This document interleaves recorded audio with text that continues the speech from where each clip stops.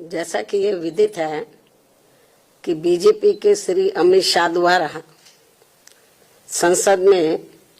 भारतीय संविधान के मूल निर्माता व दलितों एवं अन्य उपेक्षित वर्गों के पूजनीय भगवान व मसीहा परम पूज्य बाबा साहब डॉक्टर भीमराव अम्बेडकर के बारे में जिन शब्दों का इस्तेमाल किया गया है तो उससे बाबा साहब की गरिमा व अस्तित्व को काफी ठेस पहुंची है। इससे एक प्रकार से उनका अपमान हुआ है, ऐसा हमारी पार्टी का ये मानना है, जिससे अब पूरे देश में इनके अनुयायियों में जबरदस्त गुस्सा व आक्रोश व्याप्त है और ये इनके कहे गए शब्द इनको जल्दी ही वापस ले लेने चाहिए तथा इसके लिए इनको पश्चाताप भी जरूर करना चाहिए, तो ये बेहतर होगा। वरना इनके अनुयायी इस घटना को कभी भी भुला नहीं पाएंगे तथा ना ही इनको कभी माफ कर पाएंगे। जिस प्रकार से बाबा साहब के प्रति कांग्रेस पार्टी के असंख्य रहे गलत कारनामों को इनके अनुयायी अभी तक भी भुला नहीं पाए हैं और ना ही ये कभी कांग्रेस पार्टी को माफ करने वाले हैं, चाहे ये अपने कितने रंग ढंग व चाल आदि भी क्यों ना बदल लें। इतना ही नहीं बल्कि कांग्रेस पार्टी ने बाबा साहब के देहांत के बाद तो इनके नाम को व संविधान निर्माण में रहे इनके अहम योगदान को भी इतिहास के पन्नों से मिटाने की भी पूरी कोशिश की है। हालांकि अपने इस मकसद में ये पार्टी अब तक जरूर कामयाब हो जाती, ये कांग्रेस पार्टी अब तक जरूर कामयाब हो जाती यदि बाबा साहब डॉक्टर भीमराव अम्बेडकर के देहांत के बाद इनके अधूरे रहे कारवा को आगे बढ़ाने के लिए मान्यवर श्री कांशीराम जी अपना पूरा जीवन समर्पित करके वे आगे नहीं आते, जिसको मंजिल तक पहुंचाने के लिए मुझे भी अपनी पूरी जिंदगी समर्पित करनी पड़ी है। इसके साथ ही मान्यवर श्री कांशीराम जी ने बाबा साहब के संघर्ष व इनके कारवा को खत्म करने वाली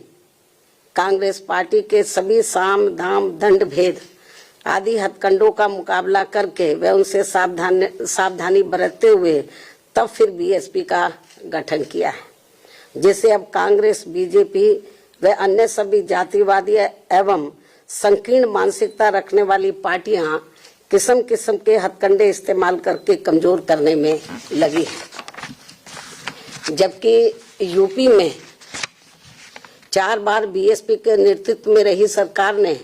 जिस प्रकार से यूपी की राजधानी लखनऊ में व दिल्ली के नजदीक नोएडा में भी बाबा साहब डॉक्टर भीमराव अम्बेडकर के सम्मान में अनेकों भव्य व ऐतिहासिक स्मारक संग्रहालय व स्थल आदि बनाए हैं, साथ ही इनके नाम पर यहाँ अनेकों जनहित की योजनाएं शुरू की गई हैं, नए जिलों के नाम आदि भी रखे गए हैं, जिनमें से बाद में काफी कुछ को समाजवादी पार्टी की सरकार ने बदल भी दिया है, जो इस पार्टी की बाबा साहब के प्रति इनकी नफरत को भी दर्शाता है,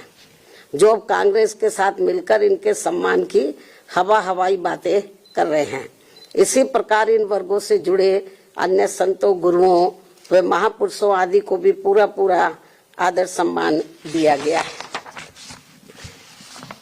जिससे अब कांग्रेस व बीजेपी आदि की नींद उड़ी हुई है।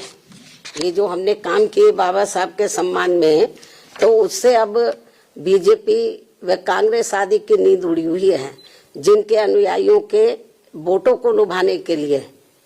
जिनके अब बाबा साहब के जो अनुयायी हैं या अन्य संत गुरु और महापुरुष हुए हैं, उन जो दलित और अन्य पिछड़े वर्ग से ताल्लुक रखते हैं, तो उनके अनुयायियों के वोटों को लुभाने के लिए